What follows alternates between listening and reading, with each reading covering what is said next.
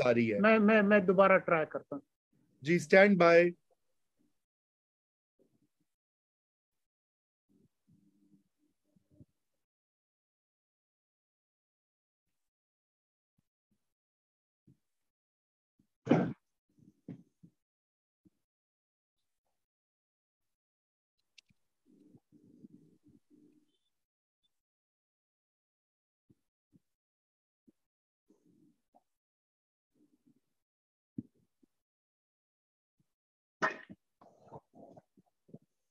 जी, अस्सलाम वालेकुम नाजरीन।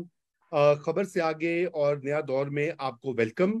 आज का हमारी ये जो ट्रांसमिशन है ये एक लंबी ट्रांसमिशन होगी, क्योंकि जो कुछ पंजाब में इस वक्त सियासी हलचल हो रही है और पंजाब असेंबली का इजलास जो कि अभी जिसमें वोटिंग हुई नए वजीर आला के लिए कोर्ट्स के ऑर्डर के तहत, उसमें आप सबको पता है बड़ी ड्रामाई किस्म की जो है वो फैसले हुए। चौधरी शुजात साहब ने खत लिखा अपनी पार्टी पीएमएलक्यू को एज पार्टी हेड के वो जो परवेज इलाही साहब हैं वो कैंडिडेट नहीं है चीफ मिनिस्टरशिप के। और फिर उसके बाद वोटिंग हुई, लेकिन वोटिंग जो है वो परवेज इलाही साहब को ही काफ के मेंबर्स ने दी है। अब सवाल ये पैदा होता है कि इसकी कानूनी और सियासी क्या हैसियत है। मुकाबला बड़ा सख्त है, जैसे आप जानते हैं। पीटीआई और मुस्लिम लीग काफ का जो इत्तेहाद है उनको तो काफी हद तक जो है एक अददी बरतरी हासिल है, लेकिन मौजूदा वफाकी हुकूमत और जो रूलिंग कोalition है, खसूसन जरदारी साहब और शहबाज शरीफ साहब वजीर आजम, उनकी ये ख्वाहिश है और फजलुर रहमान साहब के पंजाब की हुकूमत सरवाइव करे, Hamza Shahbaz Sharif should stay as the chief minister. इसके ऊपर बहुत सारी आज गुफ्तगू भी होती रही मीडिया में। बहुत से लोगों ने ये कहा कि हॉर्स ट्रेडिंग पहले इल्जाम था पीटीआई का। बहरहाल हॉर्स ट्रेडिंग की कोई शवाहिद उस तरह से नहीं आए, इल्जामात ही सामने आए। अलबत्ता ये फाइनल जो कार्ड था पीएमएलक्यू की तरफ से, उनकी क़यादत की तरफ से ये प्ले किया गया। और अब ये देखते हैं कि मामला कहाँ पे जाएगा। आज हमारे साथ नाजम सेठी साहब मौजूद हैं, काफी अरसे के बाद मुर्तजा सोलंकी साहब मेरा साथ दे रहे हैं, हमें और भी गेस्ट ज्वाइन करेंगे। मेरे ख्याल से बगैर किसी ताखीर के सेठी साहब आपकी तरफ बढ़ता हूँ और ये बताइए कि आज की इन प्रोसीडिंग्स और पंजाब में अमूमी जो ये इंतहाई शदीद किस्म की इंस्टेबिलिटी है, जाहिर बात है इसका असर मुल्क में भी है, आप इसको कैसे देख रहे हैं और क्या हमजा शहबाज सर्वाइव कर रहे हैं एज चीफ मिनिस्टर? जी शुक्रिया रजा। रजा कोई मेरा ख्याल कल परसों, कल कल जो मैंने परसों जो मैंने प्रोग्राम किया था चैनल 24 के ऊपर जी, तो उसमें मैंने कहा था कि दो सूरत हाल हैं पंजाब में। अगर तो ये हॉर्स ट्रेडिंग करेंगे, वो जो सुनने में आ रहा था कि पैसे लगाने जा रहे हैं, कोई लोग तुर्की जा रहे हैं वगैरह वगैरह, और अगर इस किस्म की हरकतें नून लीग वाले करेंगे तो वो एक तो कामयाब नहीं होंगी। अगर कामयाब हो भी जाती हैं तो टेम्प्रेरी होंगी, वो अदालत ने उनको वापस उड़ा देना है। मगर अलबत्ता अगर ऐसे है कि अगर Chaudhry Shujaat as party head कोई मदाखलत करते हैं तो फिर इनका मसला जो है वो हल हो सकता है। मगर मैंने ये भी साथ कहा था कि वो भी एक शॉर्ट टर्म में हल होगा, बिकॉज जो बेसिक क्राइसिस है वो बड़ी क्राइसिस है और उसमें मेरा ख्याल है ये सरवाइव नहीं कर पाएंगे, ना पंजाब में ना इस्लामाबाद। ये मैंने कहा था।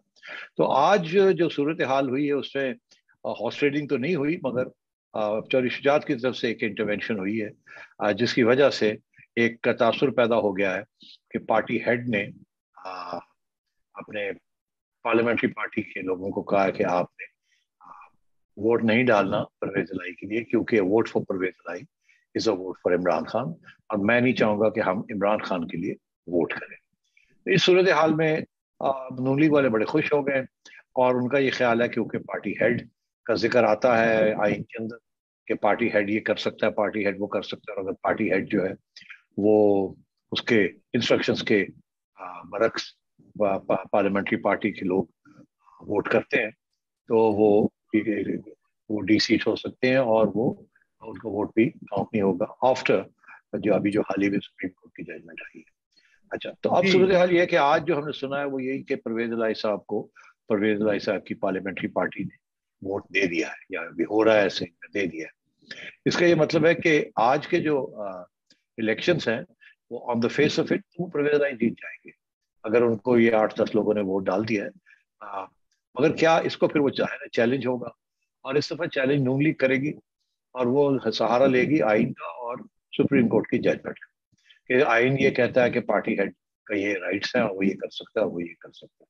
पहले ये था कि डी सीट होते थे सिर्फ वो अगर पार्टी हेड कंप्लेन करता है, मगर अब सुप्रीम कोर्ट ने ये भी फैसला हाल ही में किया है, जबकि वो 25 लोगों की जो बात हुई थी कि वो अब उनका वोट भी काउंट नहीं होगा। तो जी अब अगर सूरत हाल ये बनती है कि आज इलेक्ट परवेज इलाही हो जाता है, फिर ये जाके इलेक्शन कमीशन में सुप्रीम कोर्ट का जजमेंट का हवाला दे के इसको रिवर्स करवाते हैं और इनके वोट नहीं काउंट होते, तो फिर नहीं काउंट होते तो फिर हमजा चीफ मिनिस्टर बन जाएगा।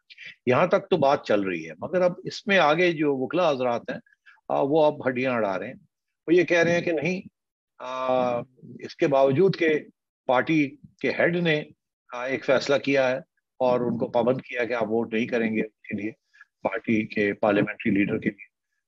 तो क्या फिर पार्लियामेंट्री लीडर की बात प्रिवेल करेगी या पार्लियामेंट की या पार्टी के हेड की प्रिवेल करेगी?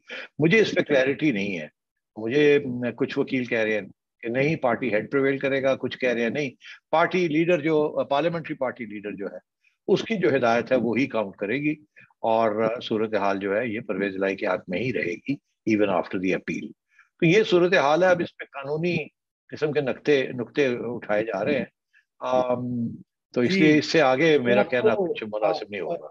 मैं आपको सलमान राजा साहब की ट्वीट उन्होंने भी थोड़ी देर पहले की है। उन्होंने कि कहा मैं है उन्हीं कि का हवाला दे रहा हूँ कि वो अच्छा ये अच्छा समझते हैं कि वो ये बिल्कुल। समझते हैं कि ये सही हुआ है कानूनी हाँ तौर पे। मगर वो और क्योंकि भी मुझे वकीलों हजरात के आए हैं फोन जो कह रहे हैं कि जी नहीं पार्टी हेड। और मेरा ख्याल है अभी सुरंगी साहब ने आइन भी देखा है, उन्होंने भी मुझे आइन की भी एक कॉपी भेजी है जिसके अंदर बड़े वाजे तौर पे लिखा है कि पार्टी हेड जो है उसके फैसले बरकरार होंगे। तो ये अब ये कानूनी तौर पे ये बात चलेगी। मगर मैं एक बात कहना चाहूंगा यहाँ, तो ये कि जिस तरीके से आजकल की अदालतें इमरान खान की तरफ टिल्टेड है और इलेक्शन कमीशन भी उनके खिलाफ फैसला करने से कतरा रही है, जिस किस्म की एक परसेप्शन क्रिएट हुई है कि लाडला है और लाडले को सपोर्ट करना है, तो उस सूरत में मेरा ख्याल है मुनासिब नहीं है इससे ज्यादा मैं बात करूं। नहीं, आप बिल्कुल आपने ये जो बात की है, मैं इससे पहले मैं सोलंकी साहब की तरफ जाऊं और वो देखिए, फैसला उन्होंने सुना दिया है दोस्त मजारी ने। उन्होंने कहा कि पीएमएलक्यू के जो 10 के 10 वोट है वो सुप्रीम कोर्ट का जो फैसला है 63A की तशरीह का, उसके तहत मुस्तरद हो गए। तो 186 में से 10 मुस्तरद हो गए, 176 बच गए। 179 जो है वो हमजा के हैं, 3 वोटों से वो वजीर आला के तौर पर बरकरार रहेंगे। चलो आप ये हुआ कि instead of Noon league appeal में जाने की आप अब वो ये परवेज जाएंगे। परवेज इलाही साहब जाएंगे, ये इमरान अब खान जाएंगे। अब ये लोग जाएंगे जो पहले बगले बजा रहे थे 63A के तशरीह पे कि देखे ना कैसे जो है वो आपके वोट काउंट नहीं हुए। वो गए खुद थे। ये जो तशरीह का फैसला आया ये पीटीआई की पिटीशन पे हुआ था, याद है? जी हाँ, ये बिल्कुल। तो अब यही है कि ये अब जाएंगे इसको चैलेंज करेंगे। और अब मेरा ख्याल है आजकल जैसे मैंने कहा कि जो सूरत हाल है जिस तरीके से अदालतें जो हैं वो इमरान खान ने उनको अंडर प्रेशर लाया हुआ है, तो फिर देखना ये होगा कि अदालत किस तरफ झुकती है, जी पार्लियामेंट्री मैं पार्टी लीडर या पार्टी हेड। पार्लियामेंट्री सेठी पार्टी साहब लीडर का तो कोई जिक्र ही नहीं है आइन के अंदर, जहां तक मुझे जो मैंने देखा है पार्लियामेंट्री सॉरी पार्टी हेड का जिक्र है। बहरहाल पार्टी आई हेड मे का बी सेठी रॉन्ग, साहब सेठी आई मे बी साहब रॉन्ग। बात ये है कि इससे पहले जब पहला जो वोट हुआ था, जब परवेज इलाही की हिमायत के लिए पीटीआई को कहा गया था, और तो उस वक्त अ, जिस वक्त उन्होंने ये किया था उस वक्त वो हुक्म किसका था? इमरान खान का था या अभी ये जो उन्होंने वो कह रहे हैं कि जी पार्लिमानी लीडर तो फला फला?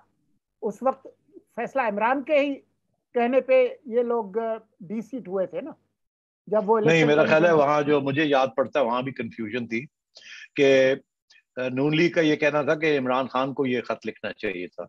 आ, और मेरा ख्याल खत किसी और की तरफ से आ गया था, तो फिर इन्होंने चैलेंज किया था कि ये तो पार्टी हेड का खत नहीं है। मुझे जो याद है वो इस वक्त है इसका आप I think we need to check this. और वो कह रहे थे कि ये जी पार्टी पार्लियामेंट्री पार्टी के लीडर। तो मैं ये मैं कंफ्यूजन है, अभी चेक करता हूँ। आई डोंट नो द मैं अभी एग्जैक्ट चेक करता सिचुएशन। हूँ, आपको आप दोनों को बताता हूँ। मैं इससे पहले कि मैं सेठी साहब आपकी बात से फॉलो अप कर रहा हूँ। देखिए, दो बातें हैं। एक तो ये कि चारों नाचार ये मामला कोर्ट में जाएगा, और कोर्ट्स का रुझान जो आपने देखा है, खुसूसन सुप्रीम कोर्ट का जो है वो किसी सूरत जो है वो इमरान खान साहब को, मैं ये नहीं कह रहा कि उनको रिलीफ देते हैं, वो उनको नाराज नहीं करना चाहते, क्योंकि वो इतना दबाव में शायद लाया है हमें सुप्रीम कोर्ट ऑफ पाकिस्तान को। वो भी इंसान है, जजेस आखिर human beings made of flash and blood. अगर नहीं, वो न्यूट्रल्स हैं, वो न्यूट्रल्स हैं, इंसान नहीं है, न्यूट्रल्स हैं वो। अच्छा, तो मैं मैं नहीं कह रहा, ये खान साहब कह रहे खान हैं। साहब का कहना, जी बिल्कुल बिल्कुल। तो बात ये है कि एक तो वो है, दूसरी चीज जो है सेठी साहब, वो ये है कि मुझे आप ये इस चीज का बताइए कि चलिए ये फर्ज कीजिए कि कोर्ट ये कह भी देता है, और उसके बाद जो है वो एक वो मामला जाता है और कोर्ट इसको जो है पीएमएलक्यू को ही फातेह करार देता है, तो ये तो फिर एक और क्राइसिस बनता है। ये क्राइसिस खत्म होने वाला नहीं है। क्या ये आप इस बात क्राइसिस से नहीं एग्री खत्म। करेंगे? ये मैं इत्तेफाक करता हूँ, मैं यही तो कह रहा था 2 दिन पहले कि ये क्राइसिस जो है, जो कि पंजाब में आपको नजर आ रही है, ये इवेंचुअली ये इस्लामाबाद की क्राइसिस है। और इस वक्त इमरान खान साहब का पूरा जोर है कि किसी तरीके के साथ इस्लामाबाद की गवर्नमेंट घर जाए और नए इलेक्शन हों। मगर वो ये भी चाहते थे कि केपी की गवर्नमेंट और पंजाब की गवर्नमेंट उनके हाथ में हो, ताकि फिर वो वहाँ केयर टेकर्स ना लगाने पड़े। और अगर सिर्फ इस्लामाबाद की इलेक्शन होनी है तो केपी उनके पास है, और पंजाब उनके पास होगा एडमिनिस्ट्रेशन, तो फिर नून लीग को तो वाइप आउट ही कर दिया जाएगा। तो ये खान साहब का तो ये स्ट्रैटेजी थी। तो अब अर्ज ये है कि प्रेशर जो सारा आ रहा है, अगर उनको रिलीफ आएगी, पंजाब में जो कुछ हो रहा है, अगर तो हमजा टिक जाता है तो ये रिलीफ होगी फॉर इस्लामाबाद। और अगर हमजा उड़ जाता है और यहाँ वापस परवेज इलाही साहब आ जाते हैं और टिक जाते हैं, तो फिर इस्लामाबाद की गवर्नमेंट के लिए सर्वाइव करना मुश्किल हो जाएगा। बिल्कुल बिल्कुल जी। तो मैं इस सूरत हाल में, सोलंकी साहब, आई नो आपके पास अपना सेट ऑफ क्वेश्चंस है, मैं एक आखिरी क्वेश्चन सेठी साहब से जरा बात कर लूं कि डिप्टी स्पीकर की रूलिंग आ गई, हमने ये भी तय कर लिया कि क्राइसिस कहीं नहीं जाता, तो सेठी साहब ये क्यों इतने बजिद हैं शहबाज शरीफ साहब, आसिफ जरदारी साहब, कि ये बच जाए 3 दिन के लिए, 10 दिन के लिए, 20 दिन के लिए? ये क्यों नहीं फैसला करके एक बोल्ड फैसला करें? वैसे तो कहते हैं हम बड़ी मुश्किल फैसले कर रहे हैं, और ये खत्म करे, call the fresh election and call the bluff जो उस वक्त जारी है। ये क्यों नहीं करते? देखिए, इसलिए नहीं करते कि अगर इसलिए इलेक्शन की तरफ जाएंगे तो इमरान खान की टर्म्स के ऊपर जाएंगे। तो हाँ, इमरान खान की टर्म्स के ऊपर इलेक्शन जाना है तो वाइप आउट होने वाली बात है ना।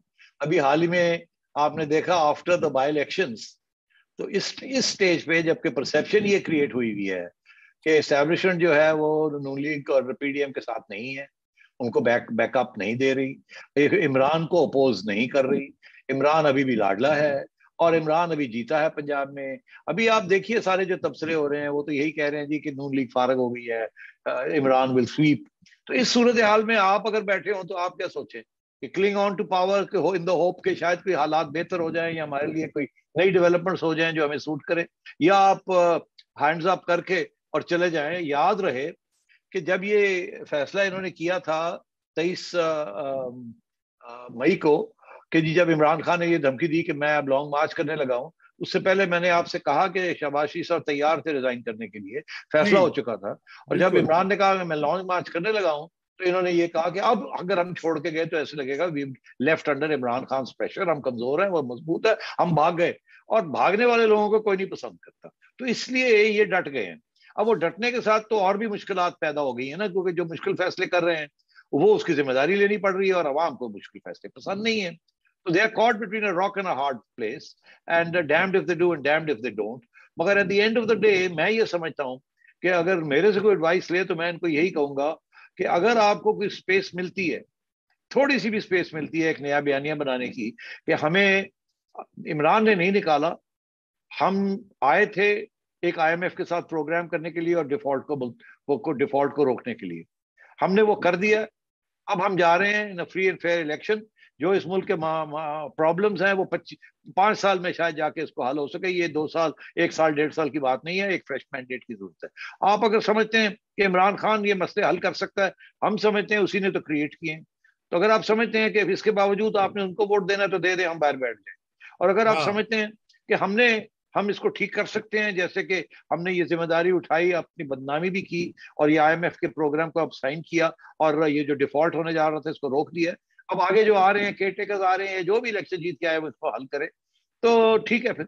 तो मतलब है अगर ये बयानियां बनाने वाली बात है, मगर लूजिंग बयानियां नहीं बनाना आपने, at least give yourself a chance to win. तो मैं ये समझता हूं कि अगले 7, 8, 10, 15 दिन के अंदर अंदर ये नून लीग को फैसला करना पड़ेगा कि निकाले जाएंगे वो बेहतर है, क्योंकि वो निकाले तो जाएंगे ये। और अगर एस्टेब्लिशमेंट इनको बैकअप नहीं कर रही तो 2 वोटों की बात है, ठा करके वो इस्लामाबाद उड़ जाएगा। और अगर पंजाब भी इनके हाथ में नहीं होगा तो फिर तो कोई बचाव ही नहीं है। और अगर पंजाब इनको मिल जाता है और उसके बाद ये फैसला करते हैं कि हम जाने लगे हैं और इस वजह से हम जाने लगे हैं, we are in a position of strength but we need to go to the people, तो मैं समझता हूँ एक नया बयानिया ये बना सकते हैं। और यहाँ भी ऐसी सिचुएशन है कि ये जो बाई इलेक्शन हुए हैं इसके अंदर अभी तक ये पक्का पता नहीं चला कि ये नून लीग की अपनी कोई खामियां थी इन अवॉर्डिंग टिकट्स, या ये जो महंगाई का जो फैक्टर था हाउ इंपॉर्टेंट इट वाज। कुछ लोग कहते हैं महंगाई का factor was the critical factor और ये आगे जाके भी ये बहुत अहम होगा। कुछ लोग कहते हैं नहीं, महंगाई के फैक्टर होता तो वाइप आउट ही हो जाते, हम तो वाइप आउट नहीं हुए, हमें तो ठीक ठाक वोट्स मिले हैं, पहले से ज्यादा वोट्स नहीं मिले हैं, कुछ सिलेक्शन ऑफ कैंडिडेट्स का प्रॉब्लम था वगैरह वगैरह, और बाकी पार्टी भी जो थी it was not sufficient united to contest, we underestimated, हमारा ख्याल था कि हम ही जीत जाएंगे एंड सो ऑन। तो ये मेरा ख्याल है ये अब डिबेट चलेगी, but time is running out for Muslim league. Muslim league ने फैसला करना है कि इस्लामाबाद में रहना है या और निकाला जाना है, या निकाले जाने से पहले ऐसी सूरत हाल क्रिएट करनी है कि आप वॉलंटरली छोड़ें, इलेक्शन कॉल करें and then take it from there. जी सुलगी साहब, सेठी साहब, निकाले जाएंगे कैसे? निकाले जाएंगे, पीटीआई तो पार्लियामेंट से बाहर है, कैसे निकाले जाएंगे? देखिए वो ऐसे निकाले जाएंगे कि वो MQM छोड़ जाएगी इनको। जब MQM इनको छोड़ जाएगी तो फिर इनको वोट ऑफ कॉन्फिडेंस लेना पड़ेगा। वो वोट ऑफ कॉन्फिडेंस लेंगे तो वो उनको नहीं मिलेगा ना वोट ऑफ कॉन्फिडेंस। वो यही होगा कि जो पहले वोट ऑफ कॉन्फिडेंस में यही होगा ना कि जो स्ट्रेंथ है टोटल नेशनल असेंबली की, उसकी सिंपल मेजॉरिटी नहीं मिलेगी तो दूसरा कैंडिडेट तो कोई होगा नहीं। क्यों नहीं होगा? आपका ख्याल है क्यों नहीं होगा? चले किसी को भी बना ले, आपका ख्याल है कि इमरान खान छोड़ देगा आपके लिए? वो तो बाहर बैठा है ना। अरे वो अंदर आ जाएगा क्या? वो उसकी तो कोई रेजिग्नेशन एक्सेप्ट ही नहीं हुए वगैरह, वो तो यू टर्न लेके फौरन आके आपको उड़ा देगा। उसके बाद उसके पास पंजाब भी उसके पास होगा, इस्लामाबाद भी उसके पास होगा। और वैसे भी मैं आपको बताऊं, अगर ये पंजाब से और KP से लॉन्ग मार्च आ जाती है और एस्टेब्लिशमेंट अपने रेंजर्स देने के लिए भी तैयार नहीं है क्योंकि आपको बैक नहीं कर रही, तो आप कहाँ जाएंगे? आप 2 दिन नहीं खड़े हो सकते। छोड़े इन बातों को। और आप आजाद जम्मू एंड कश्मीर की गवर्नमेंट ना भूलें, आप गिलगित बल्तिस्तान की गवर्नमेंट ना भूलें, खैबर पख्तूनख्वा उसकी FC तो ऑलरेडी इस्तेमाल हुई है। अच्छा। गिलगित बल्तिस्तान से लोग आए हुए थे वहां पे सिक्योरिटी वाले, जब वो लॉन्ग मार्च हुई, तो ये वोट ऑफ नो कॉन्फिडेंस ना भी जाए ऑप्शन टू जी बात ये है कि फर्ज करें कि ये शहबाज शरीफ कौमी असेंबली तहलील कर देता है जो भी बयानियात देके, लेकिन क्या उसके नतीजे में कौमी असेंबली के इलेक्शन आज़ादाना और मुनसिफाना होंगे जबकि चारों सूबाई हुकूमतें और चारों सूबाई असेंबलियां बरकरार है?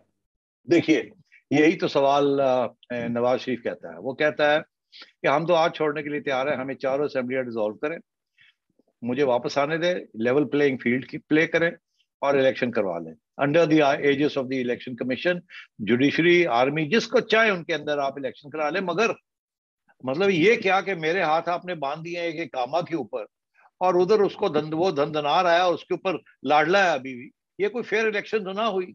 अगर फेयर इलेक्शन है तो मैं भी बाहर निकलूं, मुझे भी इजाजत मिलनी चाहिए, तो फिर बात हो। क्योंकि अच्छा हमारे कुछ इंटेलेक्चुअल दोस्त हैं वो कहते हैं क्यों ड्यू प्रोसेस क्यों नहीं, वो तो कन्विक्ट है, उसको तो जेल जाना चाहिए वगैरह। बात यह है कि ये बड़ी कन्वीनियंट किस्म की थिंकिंग है कि एक तरफ आप ड्यू प्रोसेस की बात करते हैं, दूसरी तरफ इमरान खान को तो आज तक जो चाहता है वो होता रहता है। वहां तो आप कुछ सवाल नहीं खड़े करते, इधर आप कर देते हैं कि जी वो ऑफेंडर है, वो क्लेम्ड है, वो ये है, वो है। और सारा ये ड्यू प्रोसेस और सारी ये जो चीजें वो एक ही के लिए, दूसरे के लिए नहीं। तो मतलब है कि लेट्स बी फेयर, ये सारे सियासी फैसले थे। इसके अंदर ये कोई इसमें नॉन सियासी फैसला नहीं था। अदालतों ने भी बिल्कुल फैसले सियासी किए हैं अंडर प्रेशर। ये अब इसमें कोई छुपी भी बात नहीं है। और ये तारीख में रजा रूमी आपको 15 केसेस बता देंगे, मेजर केसेस जहां अदलिया ने एस्टैब्लिशमेंट के कहने के ऊपर फैसले किए हैं और इस मुल्क की तारीख बदल दी है। तो अदलिया के बारे में तो जितना कम कहें वो बेहतर है, जहां सियासी मामला आ जाते हैं। I am saying this with facts, मैं और कोई अपना ओपिनियन नहीं दे रहा, मैं फैक्चुअल बात आपसे कर रहा हूं। जो कुछ यहाँ हुआ है मेजर इश्यूज, उसके ऊपर पूरी तारीख है लिखी गई है इसके ऊपर।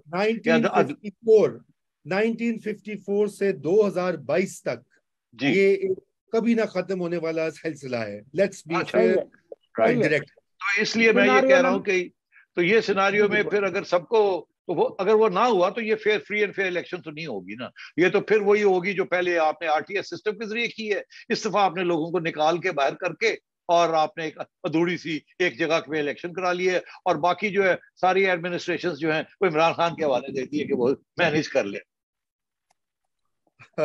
सिनारियो नंबर 4, अगर ऐसा ही होता है जैसा कि नवाज शरीफ चाहते हैं, चारों सूबाई असम्बलियां भी तहलील, कौमी असम्बली भी तहलील, फ्रेश इलेक्शन हुए पूरे मुल्क में, सूबाई असम्बली के भी कौमी असम्बली के भी वक्त से पहले, अगर उसके नतीजे में कौमी असम्बली में इमरान खान को वाज़े अक्सरियत नहीं मिलती, क्या वो इन नताइज को कबूल करेंगे? देखिए, दो बातें हैं। मैं तो समझता हूँ कि मिलेगी नहीं। आप छोड़िए अगर की बात क्या है, मैं समझता हूँ कि पीपल्स पार्टी और नून लीग मिलके और बाकी असॉर्टेड लोग जो पीडीएम वाले हैं, ये फिर हुकूमत बनाएंगे। ये इन सब के साथ मिलके उनके पास अक्सरियत होगी, इमरान को अक्सरियत नहीं मिलेगी।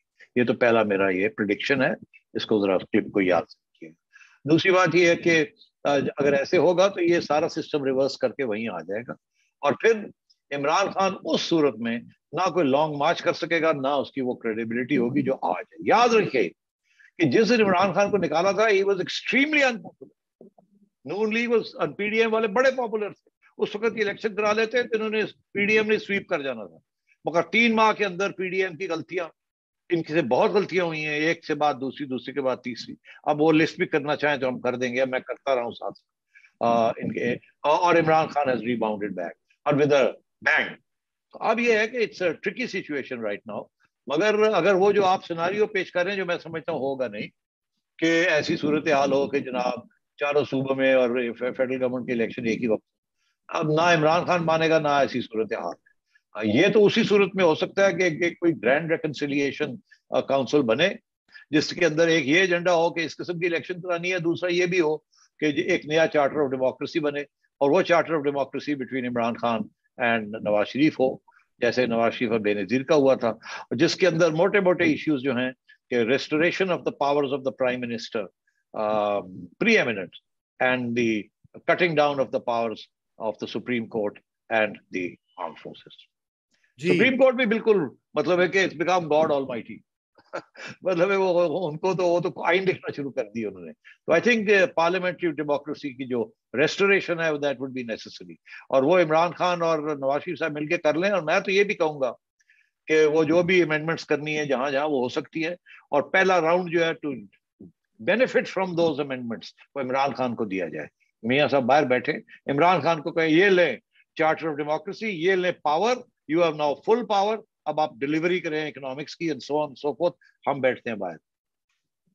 ये तो फिर पता नहीं ये एक्सेप्ट करेगी पीडीएम की जमातें के नहीं। आप तो सही बात तो सही कह रहे हैं, मैं अग्री करता हूँ आइडियलिस्टिकली, लेकिन आपको पता है किसी ने करनी सोल्यूशन देखिए, you have to find political solutions. Charter of democracy एक निकल बनाई थी ना, बनाई थी, बिल्कुल बनाई तो मतलब है कि ये these all things are possible provided कि थोड़ा विजडम प्रिवेल करे। तो आप समझते हैं कि नहीं है तो फिर ठीक है, then we are going down the drain. मुझे तो बड़ा खतरा हो रहा है कि कहीं आप लंदन में बैठ के ये नया चार्टर ऑफ डेमोक्रेसी 2.0 तो नहीं ड्राफ्ट करवा रहे। मैं अभी आपको उसके मेन पॉइंट्स अगर आपको नया प्रोग्राम करना चाहें तो बता दूंगा। ठीक है बिल्कुल। अच्छा, मैं आगे सेठी साहब एक फैक्टर जो आपने ग्रैंड रिकंसिलिएशन की बात की, ये मायदे की बात की, एक इशू बहुत बड़ा जो इस वक्त पेंडिंग है, सामने है, वो है नवंबर, एंड ऑफ नवंबर। बात ये कि ये सारा कुछ देखिए ना, लेट्स बी डायरेक्ट, ये सारा कुछ जो हो रहा है ये सारा उसके इर्द गिर्द घूम रहा है। हर people are chasing, there are interest groups, there are factions जो चेस करे कि नवंबर को कंट्रोल किया जाए। नवंबर के से पहले जो फैसला होना है या नवंबर में जो फैसला होना है, किसका कंट्रोल होगा। देखिए सारी बात तो ये है, ये बाकी तो देखिए मैं आपको अपनी प्रेडिक्शन दे देता हूँ जी, उसके बाद I am going away. Okay, ठीक है। मेरी प्रेडिक्शन ये है कि इस्लामाबाद में they will be care takers in Islamabad in about maximum 6 weeks. There will be a new election and the new government will be installed by the end of October and the new government will decide कि नया army chief कौन बनेगा। अगर ऐसे नहीं होता, elections delay हो जाते हैं, तो फिर केयरटेकर्स पावर में होंगे और उस वक्त ये होगी पोजीशन कि अगर नवंबर आ जाएगा और केयरटेकर्स बैठे होंगे, और अगर ऐसी सूरत हाल होगी तो फिर ये इजाजत ली जाएगी सुप्रीम कोर्ट से कि आर्मी चीफ की अपॉइंटमेंट डिले नहीं की जा सकती, इनको एक्सटेंशन नहीं दी जा सकती, तो इसलिए केयर टेकर्स को एक इजाजत दे दी जाए कि यही they can appoint, it's an emergency situation, they can do so. अलबत्ता केयर टेकर्स का रहना beyond the mandated period will also require an intervention by the Supreme Court under the law of necessity. पता नहीं law of necessity जिंदा है या मर गया है, या फिर इसको जिंदा किया जाएगा एक से। वो एक एवरग्रीन प्लांट है, जैसे आप तो इस वक्त इंग्लिस्तान में बैठे हैं, एवरग्रीन्स बड़े मशहूर होते हैं, वो हर सीजन में चलते हैं। खैरी साहब, डोंट लेट्स नॉट क्या कहते हैं वो मिन्स आवर वर्ड्स, वो जब भी जी सदाबहार, वो जब जी चाहता निकल आता है।